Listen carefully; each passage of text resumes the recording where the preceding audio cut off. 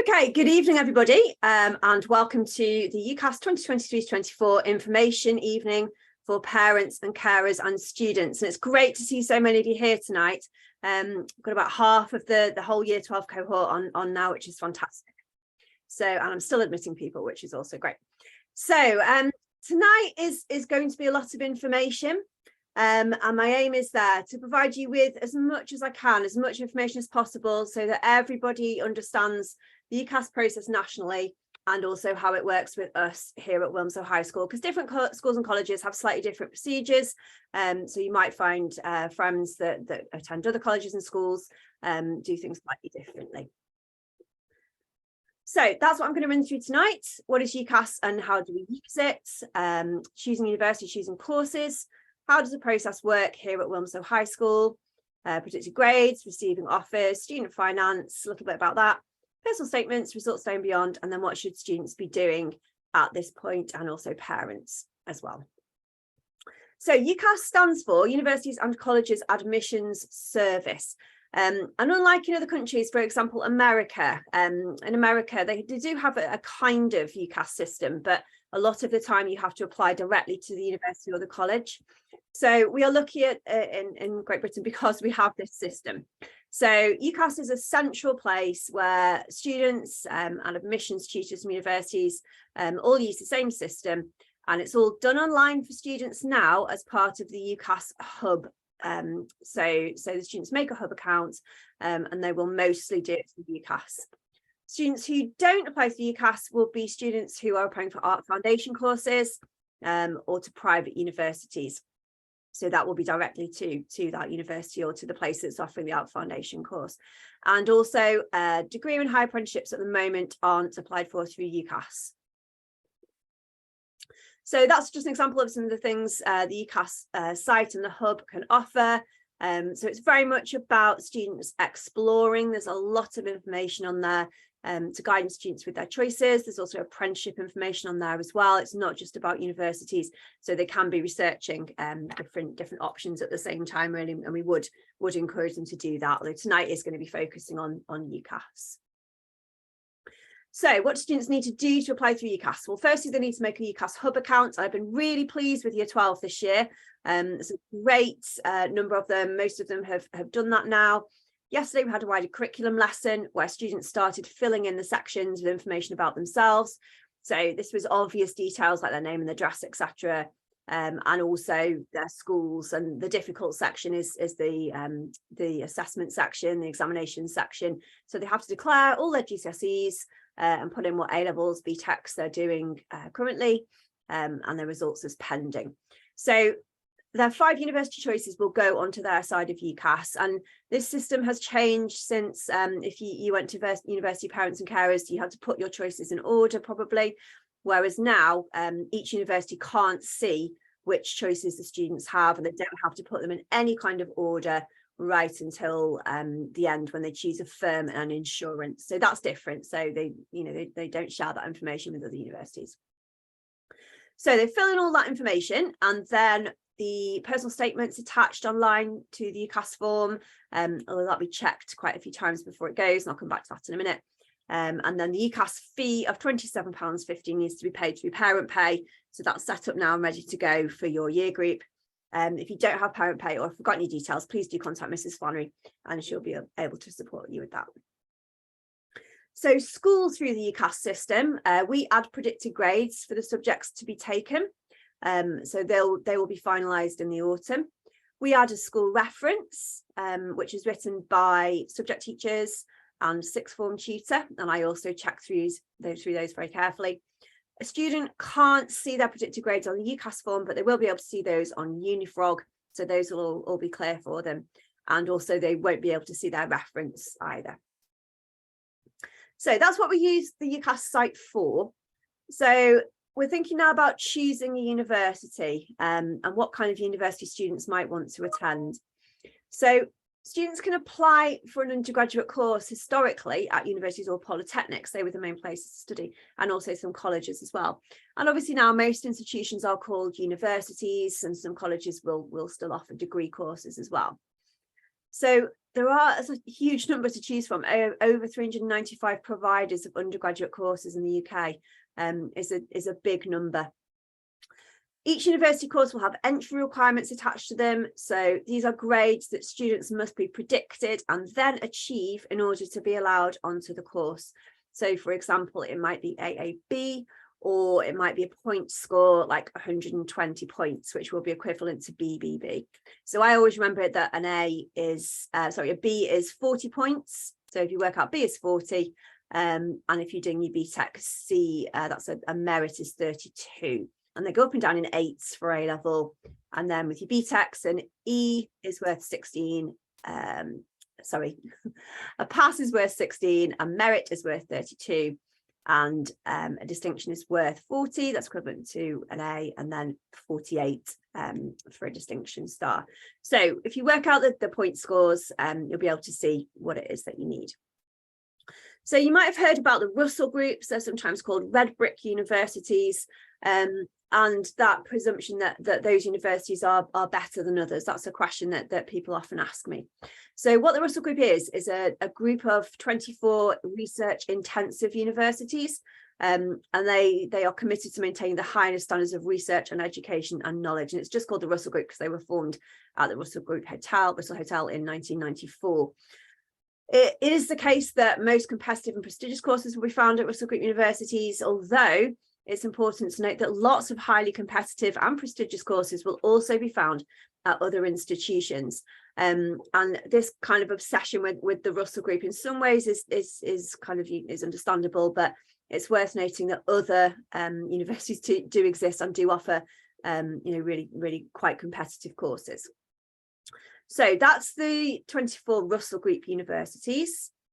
Let's give you a minute to have a look at those.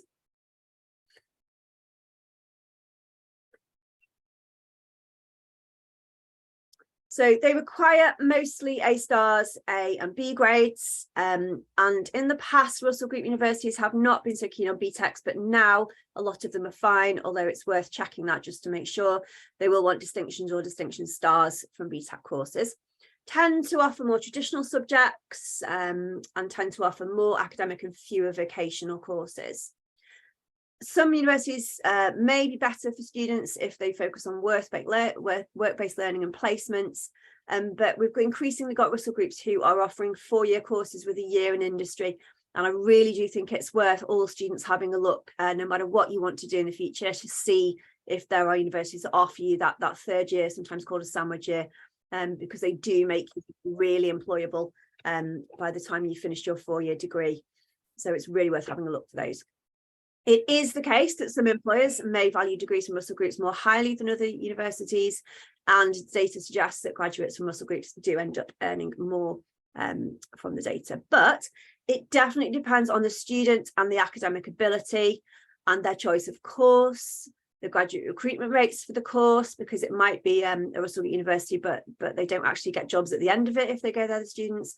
And also student satisfaction is really important as well. So Unifrog has that kind of information on to be able to confirm that.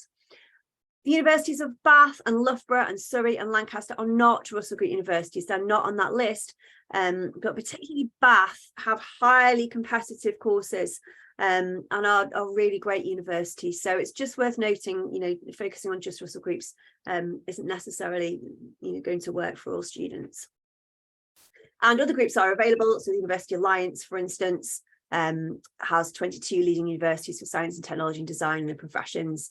So just worth noting as well, there are other groups that are available. So our most popular Russell Group universities at Wilmslow High School are Birmingham, York, Nottingham, Leeds, Manchester, Liverpool and Sheffield. So our students don't like going too far away from Wilmslow. Birmingham has dropped out a little bit recently. York's come up, and also Newcastle has become more popular than it has been in recent years. And our most popular non-Russell groups: Leeds Beckett, Liverpool John Moores, Nottingham Trent, MMU, students who want to stay at home, Salford as well, and Sheffield Hallam.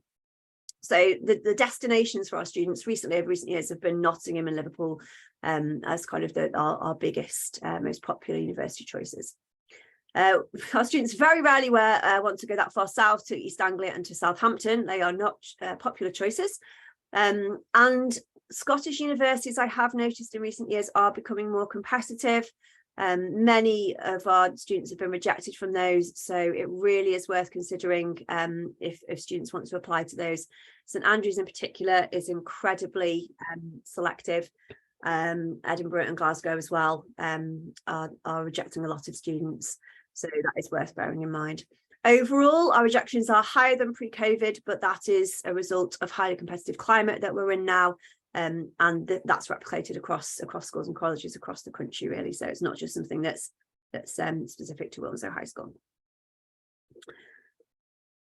So choosing university, I have talked to students about open days and done the PowerPoint, which is on the parent carer page of Firefly. So that's really something that all students and parents carers should be thinking about now. Thinking about whether you want a large or a small university. Obviously, Wilmslow High School is a very large comprehensive school, but you've got huge universities with thousands of students, and some are smaller than others, so that's worth considering. Do you want a campus or a city or a smaller town? Campuses are all in one place and can be quite isolated, so you're not kind of mixed in with the crowd, the population of that city. You're quite isolated as students, but some people like that, obviously. And then being in a city, it's easy to go out, it's easy to go shopping, getting a job might be easier if you're based in a city. So those are things to consider. And also the aesthetics as well. Do you really want a pretty university campus or location? What is the accommodation like? And also, how easy is it to get that accommodation as a new student starting next year? So we do know that some universities have struggled to offer accommodation for students. I'm sure you've seen in the press. Manchester was one of them, where they were having to locate first year students in other towns. So that is something that you might want to consider. And also when you move out in your second and third year, how easy is it to get accommodation? There was a news article about Durham where students were queuing down the street to get accommodation for Durham. So that is just something you might want to bear in mind. What are the facilities like? And that might make a massive difference to you if you're into sport, for instance, or music. And also when you go, how does it feel? So it has been quite sad through the COVID years that students have had to make choices without actually having visited the university, which is really a hard thing to do, obviously. So how does it feel when you go there? Do you think it's right for you? And also what student support services are available as well? What is there that you can access if you need particular support in particular areas? How far is it from home? I've just said that a lot of our students don't like to go any more than an hour and a half away from home. And that's fair enough. We've got a lot of really good universities within striking distance of where we live in Wilmslow.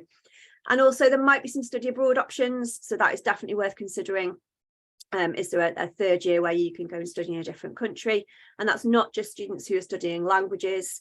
It could be students studying all sorts of different qualifications. So for instance, a family friend of ours is studying history at Leeds, and he got the chance to apply to go and study in Australia for a year, studying history. So that's something that you might want to consider as well. Nice way to travel and see a bit of the world. And to remind you about the open days, so opendays.com has a calendar on, so that collates all the information together. And on Friday the 30th of June, just to flag this up for you, there are open days at that little list there, which is obviously containing a lot of universities that our students want to apply to. So I really would recommend not missing any school to go to open days preferably, but that is the kind of last day of exams. So although students will be in school that day, if they don't have an exam, there might be, if they've missed one, they might need to use that day to catch up. But we're supporting that as a school if students want to go on that day to universities. So they need to get a form from Mrs. Flannery to fill in to get teachers' permission on that day and any other day if they need to miss for any reason. So we're choosing courses then. So students have up to 5 choices on UCAS. They don't have to apply for all 5. They might want to apply for 2 or 3, and that's absolutely fine, but UCAS recommends they do apply for 5.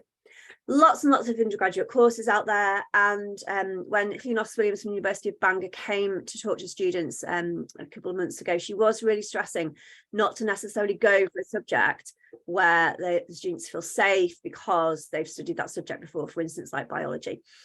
So all sorts of different kind of names of courses and different combinations of courses that they can do. And if students can't decide, it's absolutely fine to look for joint honours or combined honours. So joint honours courses, they might want to do English literature and history. They might want to do biology, biochemistry with psychology. So that won't be available at every university, but it's definitely worth investigating if you really can't decide to do a mixture. And obviously combined honours is a popular choice, and liberal arts and liberal sciences are definitely worth investigating as well, which allow you to have maybe a bit of an American approach and be a bit more kind of diverse in your choices. Not all 5 choices have to go on at once. That's important to note as well. So if you're wanting to apply fairly early, I can send that off in September, October time, and then with 2 choices on, and then you could add your other 3 on right up to the deadline, which is this year is the 31st of January 2024. Once you've put those on and we've sent it, it's best to get the choices right first time. But it might well be possible to change your courses given just within a couple of weeks, so 14 days, but that's definitely worth checking as well if that's something that you want to do. So ideally we get them off though with the right choices on. Choice of course is really important because the figures show a large number of students dropping out of university every year for a variety of reasons. So through COVID, that number has definitely increased.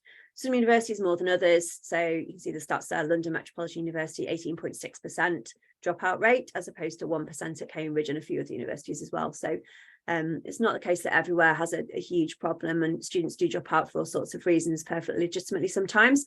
But it is worth really thinking about getting that course right, because the minute you walk through the door, if you've got student loans, you are starting to accrue interest on those student loans and will have to pay them back. We know that increased fees and student debt cause problems with students, and that might be a reason that they want to leave. And also some universities are saying that those teacher assessed grades in 2020 and 2021 of course a few problems meant that students have sometimes struggled a bit on the courses. We now obviously have the cost of living crisis, and sadly student loans have not kept up with inflation. So I think the increase this year on student loans was 2-point-something%. Whereas we've all seen the inflation rates, and today we're still on 8.7%, aren't we? So it's definitely the case that the value of a student loan has dropped, which has an impact on students being able to stay at university sometimes. So it really is worth thinking about finance, and I'll come back to that a bit later on. So it's really important that the course interests them. They need to have a passion for that subject and really want to study it for 3 years or more. They need to research that course really carefully, because an English literature course at one university might be very different from one at another university. So how are they going to study? Is there flexibility to choose options, areas of interest, coursework and exam balance? Do students prefer one over the other? So that's all worth considering. Go to the open days and talk to current students. That idea of expectation. So I know it's hard sometimes if you're not 100% sure what to expect, but is it what those students expected when they arrived, or something surprised them or disappointed them? Student room isn't 100% liable all the time, but does give some ideas. So best thing to do is to go and talk and ask and find out what people think. Do attend open days then. Do talk to staff as well. How do they seem? Because they're the people that are going to be teaching you. And also the amount of contact time you have. So is it a subject where you're only going to get 4 or 5 hours of contact time, so lectures and tutorials on seminars, or are you going to get more than that? Because that might make a difference if you're paying the money. Regardless of how many contact hours you have, you might want to choose somewhere where you get more contact with the staff and the university and see more people, rather than sitting at home doing lots of work by yourself. And a reminder that 2 university degree courses are out there. The foundation years I want to flag up, they're increasingly popular with our students at Wilmslow High School, but it does mean that you do a 4-year course. So the idea is you start on year 0 with a foundation year, and that's for people quite often who haven't quite got the grades to go straight onto the 3-year course. So they start with you with a foundation year and get you up to speed in that foundation year, and then as long as you pass, you can go on to the 3-year degree. There's a foundation year in engineering at Sheffield, which a few of our students in year 13 have applied for. So if you do want to do engineering as quite a high grade subject, it might be worth having a look at the foundation year at Sheffield for that, because that's possible. Just to be careful though, not all foundation years are accessible to all 18-year-olds. So some are more focused on students from particular backgrounds. It might be that they're geared towards mature students who are coming back into education. So it really is worth checking the requirements for the foundation years. There's also 4-year master's degrees. So a master's qualification you can choose to do as a postgraduate qualification after your 3-year degree. So some of them are integrated right from the beginning and you just do straight 4 years. Sandwich degrees we talked about, and then the higher degree apprenticeships as well. So it's not just necessarily about a 3-year degree. There are other options to choose from as well. So how does the process work at Wilmslow High School? So I've kind of gone through a bit of a calendar here to let you know what happens when. So we're at the point where on Monday, students should have handed in their teacher reference request forms. And again, to praise Year 12s, overall, I think they've done a really good job of that. So those forms should have gone to subject teachers and to form tutors. And that form gives us lots of information. So sometimes students presume that we know everything about them, and sometimes we don't. And sometimes it's a case if the student doesn't tell us and the parents' carers don't tell us, then we don't know things.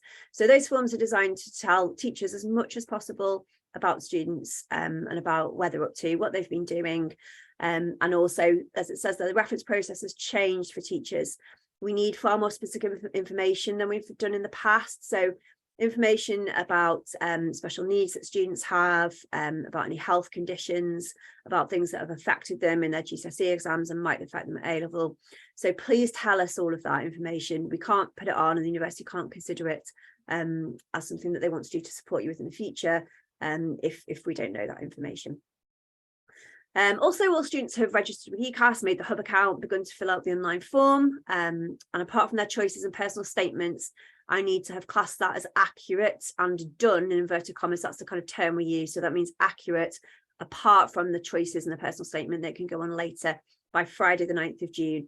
So all Year 12 students should be able to show you an email from me to say that that form has been classed as accurate and is now done. If they can't show you that email from me, then they're not done, and they are not necessarily telling you the whole truth. So please work with us to make sure that that's done by Friday the 9th of June, and then that's out of the way and you don't have to worry about that later in the year.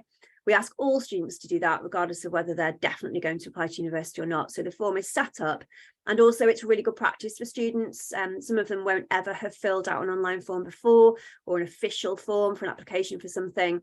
So I check it for them, and I can see common errors like not putting capital letters for their names or their postcodes, or just filling things out not quite correctly. Sometimes I make errors with their qualifications.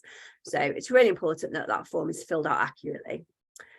Through June as well, might well be attendance at open days, virtual or in person.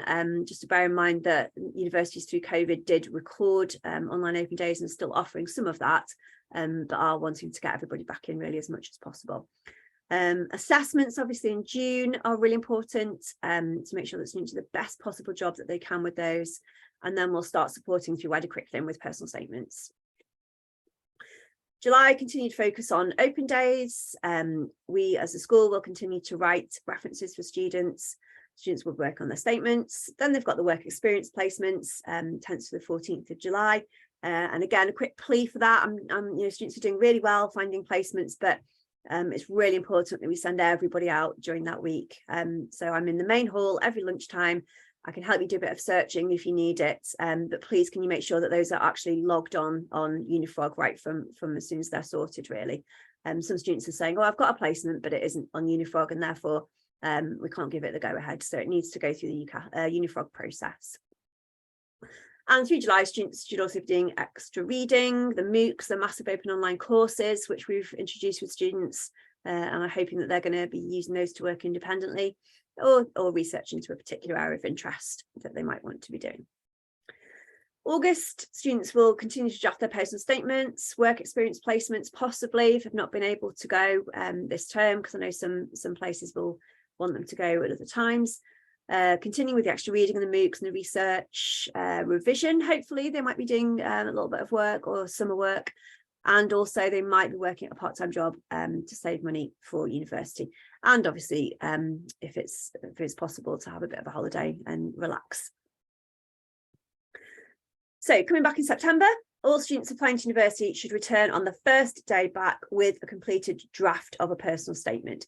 Doesn't have to be perfect, but something they can give to their form tutor and say, please can you check this for me? I've done a first draft. Form tutors are not here to check spelling or check punctuation, so that needs to be checked first prior to submitting that. But form tutors will advise on content, they will advise on structure, to make sure that the personal statement is doing all the things it should do. So the first person that checks it is the form tutor, and when it's been looked at by them, subject teachers will also have a look at it. Our teachers here are really good. They do get a very, very good service here, as I know of a mother whose sons have gone to college in the sixth form. I know that Wilmslow High School do provide a really good service for students, and I will check it as well for them, probably at least twice more, to make sure that statement is as good as it can be. The early applicant deadline is this year, the 16th of October. So if any of your sons and daughters are applying for early applicant courses, we really need, I've said to them to try and get it in on Friday the 13th. So we're not waiting till the last minute and worrying about the site crashing on that last day. UCAS fee for everybody of £27.50. That's the fee that UCAS charges. So we collect all that money in bulk and then pay UCAS kind of hundreds of pounds in one go, rather than students paying individually themselves. So that is on pay, as I said, by the Friday the 15th of September would be great. And then through September, UCAS predicted grades are decided by teachers, and those will be done on Unifrog. And in the main, they will be using the June exams to decide on those predicted grades. So it's really important that students are doing their absolute best in those exams in the summer. Then through October, we've got the early applicant deadline. And some of the students might well be ready to send their applications, and that's absolutely fine. There's no kind of limit to when I can send those. The sooner the better, as far as I'm concerned, because the early bird sometimes does catch the worm, and having those offers in quite quickly is lovely. Please don't worry anybody about sending your application to UCAS by accident. Only I can send your application to UCAS. So don't worry, it's not going to be a case of pushing a button and it going off before we're ready to send it.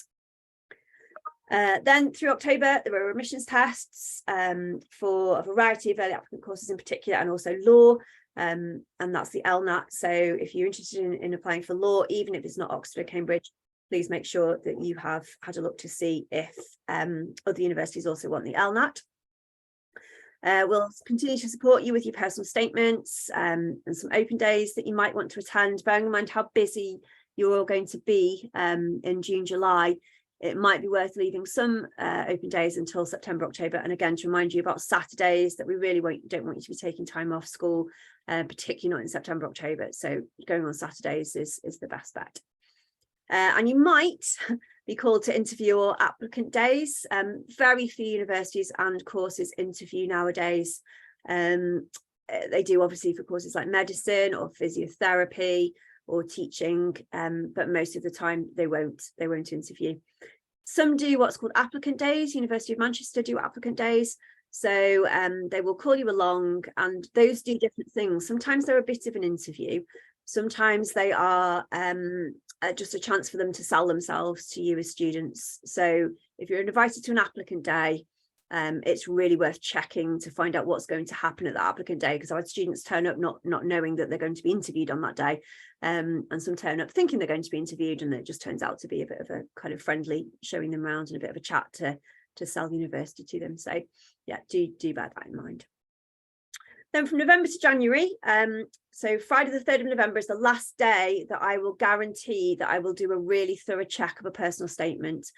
So by that stage, it should have gone through your form tutor and your subject teachers, and then come through to me. That's because of the volume. I need to get through as many as possible, and there are only so many hours in the day. So I will do my best for you, but you need to try and meet our deadlines. So Friday the 3rd of November, that's basically 2 months from when you come back, which I think is ample time, really. The 30th of November is the last day that I will change any predicted grade for UCAS. So by that stage, you've had 3 months to prove to subject teachers that you can get a better predicted grade than you gained from the summer exams. So again, it's really important that you try to do your best in the summer exams, so you're not messing about trying to do exam Mondays, etc., or being reliant on your teachers trying to up it before the 30th of November. We do have some students November to January called to interviews and applicant days. And then this year, the final on-time deadline is the 31st of January. So everybody, we need to send it kind of way before then, really, as early as possible. After that time, you can apply. And I do have students occasionally who put an application after the 31st of January. But that date is the equal consideration date. So anything that arrives by then, university has to give equal consideration to, whether it arrives in September or on the 31st of January. After that date, they don't have to consider you if their course is full, although some universities still might if their courses aren't full. So we work with a paper-based copy of the application, and it's just the personal statement that we really have a hard copy of, with amendments, and then we have a cover sheet and a sheet for choices. So they look something like this. So that's the cover sheet, and it's basically a tick list, a process to make sure that everything's kind of as it should be. There's a box there for me to write some comments in. It's signed and dated, so it says that I'm happy that my application is going to go, basically. So if that's signed, then I'm happy to send it. If it's not signed, then I won't send it. So that's the student saying that they're happy that everything's been checked.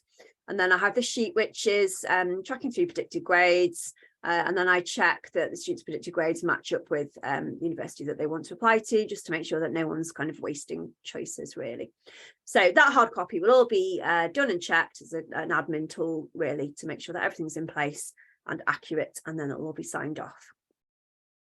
So in terms of predicted grades and receiving offers, as I said before, each university has a set of predicted grades for each course, so students really need to be aware of what those are, and to bear in mind as well that sometimes they do change, and you won't be surprised to learn they normally change up rather than down, and they can change mid-cycle as well, so please keep checking those to make sure that the predicted grades are what you think they are. We recommend that students apply for a spread of courses with a range of predicted grades, and when they go on Unifrog will sort them according to aspirational, solid and safe, so they can see a range of universities, a range of courses that might be on offer. And again, I will check course choices. If a student's maybe only one grade below, so say they need AAA and they've got AAB, it's definitely worth contacting university and saying, I don't have AAA, I have AAB, will you still consider my application? A lot of the time they say yes, they will, if everything else is in place and everything else is good. But you do need to check that first, and I will ask you to check that as well before I'm prepared to send it off. If you want to take a risk and just send it anyway, that's your decision. But the best thing to do is contact university and check. If it's a long way below with your predicted grades, they probably won't consider you, but a little bit below is definitely worth asking the question. And you can also do that on open days as well. If you go, you can ask in person. So with teachers' decisions, the UCAS guidance says that your predicted grades should be aspirational but achievable. So that's important. And we are looking at teachers' professional judgments here. I can't change predicted grades for you because I don't teach most of you. So it's up to the teachers to make that decision. UCAS guidance says that our predicted grades should not be affected by student, parental, guardian or carer pressure. Because there are risks associated with inflating predicted grades, and if we give you grades which we think are unrealistic, then it helps nobody, and on results day you might well be left without any offers. So students do have time to work hard through the autumn term if things haven't gone so well in the summer, to try and get that predicted grade raised, but we really want you to kind of sort that out this term, really, in those exams. So when the university receives the electronic UCAS form, so I will send it off, I will press the button and send it. The application is looked at by admissions tutors. Sometimes those are kind of people in admin. Sometimes they're actually the lecturers who would be teaching you. So different people in different universities make those decisions. And they will then contact the student via the UCAS Hub account and or email. So I think you get an email which says something like your account has changed or you've heard from university. So you log in and you can see, and it'll say whether the student is unsuccessful or that they're going to get an offer, which is conditional to them getting particular grades. And that can be very quick. Students often say, how long will I have to wait? And I honestly can't give an answer to that. Sometimes it's the next day, and sometimes it's more than 6 months. It entirely depends on the institution and how they're feeling. And also the volume that they've got to deal with as well, because application numbers are rising, which means that all universities have got more applications to deal with. Once they've heard from all 5 choices, students then decide on a firm choice and an insurance choice. And we recommend that the insurance choice is lower than the firm choice, but the firm choice really has to be the university that they want to go to and that they've got the predicted grades for. Contextual offers, that's something that's definitely worth researching. Sometimes contextual offers are given to students from particular backgrounds. So if it's low income, if the student's a carer, for instance. So it's up to students to research this. Newcastle, we've had students, I think it's called Newcastle Partners, where students have applied to that, and sometimes they make you jump through a few hoops, attend some days or write an essay, but not always. Sometimes they just look at your postcode and give you a contextual offer in relation to what your postcode is. So definitely worth having a look at all universities you're interested in applying for and seeing if they offer a contextual offer, if you think you're somebody who might well qualify for that. Unconditional offers, they're becoming rarer, as I'll show you in a minute, but that means that you are not required to get any specific grades, that whatever you get, the university is going to give you an offer. So they will send more details to students than they do to me at school, but generally they do need to still complete their A-levels. They can't just stop. They need to keep going with their qualifications, but the grades don't need to meet any entry requirements, so it doesn't necessarily matter what they get, they'll have a place regardless.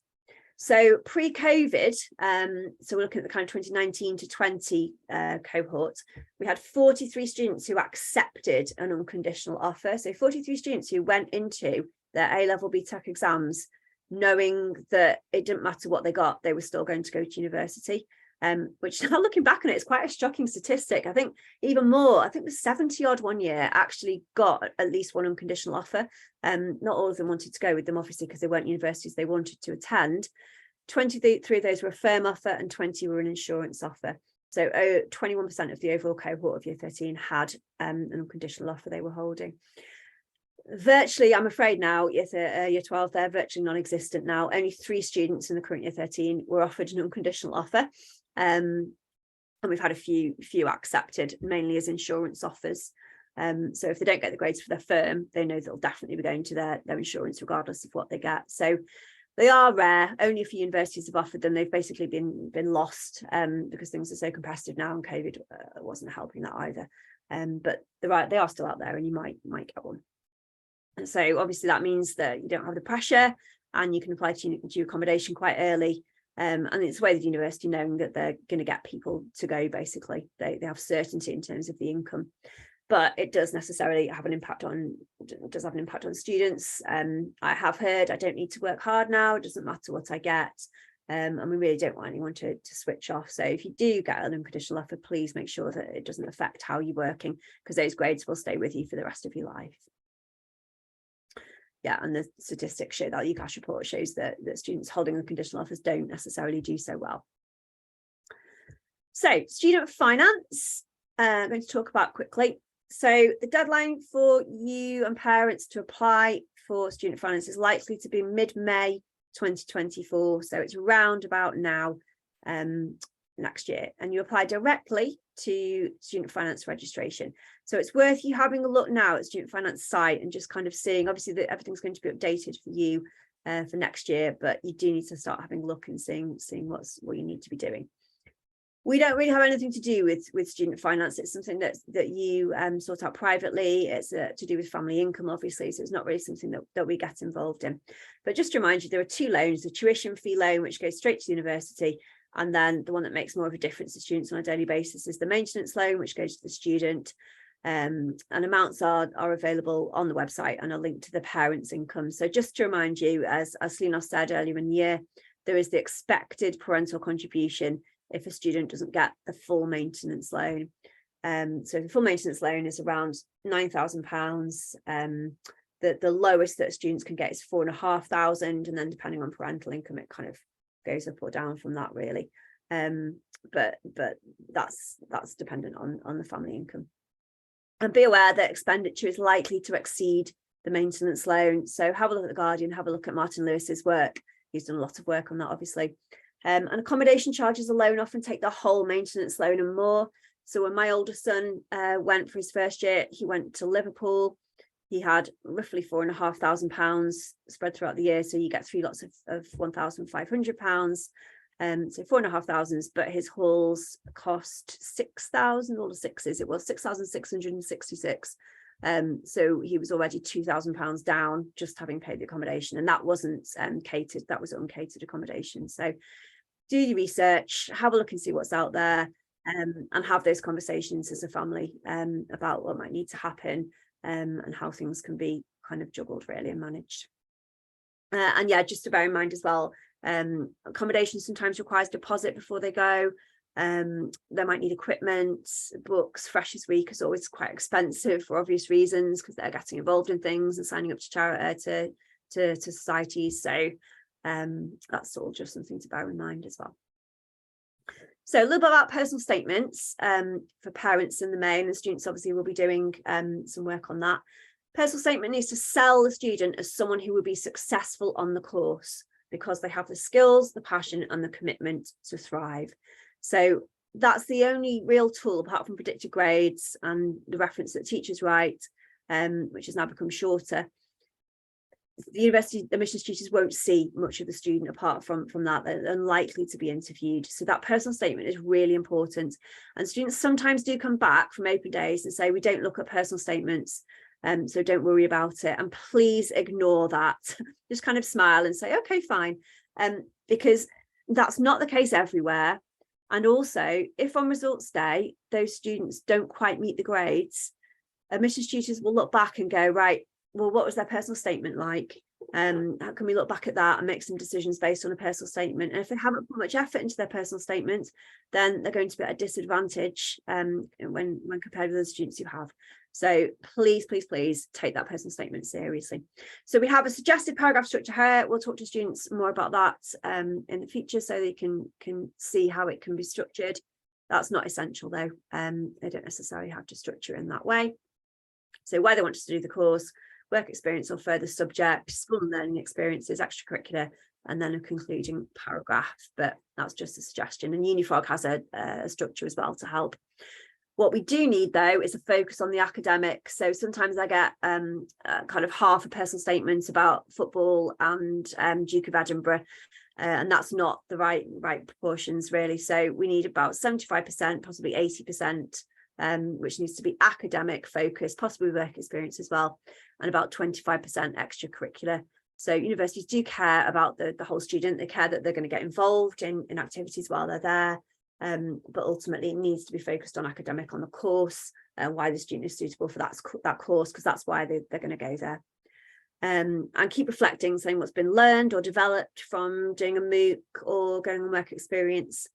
Really important to have evidence of independent learning in that personal statement, specific areas of interest within the subject, and using the whole of the 4,000 characters. So something that's very short obviously doesn't sell the student well for the course. And everything needs to be written fluently and accurately. So parents, carers can help with proofreading as well with that, as well as commenting on the content, just to make sure that they're as accurate as possible. So there's lots of resources out there, UCAS resources themselves, Unifrog, Which, Firefly, we have resources on their university websites. Really important that students look and see what kind of student that university wants to accept. What are they like? What values do they place in particular things that the student is or has done? So really important to have a look at universities themselves and see what they advise for personal statements. And again, ask on open days, ask what they're expecting to see. Sometimes there are sessions specifically on personal statements at open days, so they're definitely worth attending. And then also we'll give you time and wider curriculum lessons and tutor time. And in September, there'll be a university expert session as well. So you should come back with a draft in September. So hopefully that'll help you to refine the personal statements at that point. So results day and beyond. I still can't find a date for the year 12 results day next summer. It's normally around this year it's the 17th of August. So it's normally around the 17th of August, mid to kind of early 20s August. Please, please, please don't book a holiday for results day. It's really important that students and parents are around for that in case things don't quite go according to plan. It is really, really hard trying to sort things out if you're not in the country. Universities do get the results earlier and they make decisions about their places. They need a few days to look at who's got in and to make decisions about who they're going to offer places to, even if they haven't got the grades. So they'll take all students who've made them their firm choice and they've got the grades, they'll all go straight in. And then they look at those who've missed the grades and they'll make offers based on who else they've got. So again, that's why the personal statement is really important, that it's as good as it can be. And on results day, this year it's at 8 AM, I think, students can log onto their hub and see what's happened with their offers and where they've been accepted. We will normally email results to students, but they can come into school if they wish, and we're here to help as well. So the embargo is lifted at 8 a.m, so we'll be there from 8 a.m. To support students on results day. Clearing is a term that some of you will have heard of. So that opens in July, but when our students use it, the most often they use it is actually on results day in August. And it's basically how universities fill any spare places on their courses. In the past, it's been looked at on less favourably. So getting a place on a course through clearing has kind of been a little bit kind of frowned on. Oh, you went through clearing. Really now, that is absolutely not the case. If they haven't achieved the grades for their firm and choice, they've got a clearing number, they can get on, they can start applying for universities right straight away on results day, but usually by ringing. But students can also, and they've been filling this in on their forms, tick the box which says that they're happy for universities to approach students to be kind of offered a range of different courses if they don't make the grades for what they wanted for their firm and insurance. So that kind of works through the way around as well. And also, if they change their mind about the course, they can reject their choices and go into clearing on results day as well. So it's an option that's being used more and more by students who want to get their grades first and then see what's out there, kind of want to delay making the decision. So UCAS is the best place to have a look. So it might be worth this year, even though it's the year before your cohort, having a look and seeing what's available in clearing. And also there's a clearing app as well. So what should students be doing at this point? So students should be using Unifrog and the UCAS Hub to be searching courses and updating their competencies and activities on Unifrog as well. So they've got all that information with them to start thinking about their personal statements. Make sure reference request forms were submitted on Monday, but again, most of them were, so well done. And the reference request forms, that's last year, you can ignore that one, it's just the main one.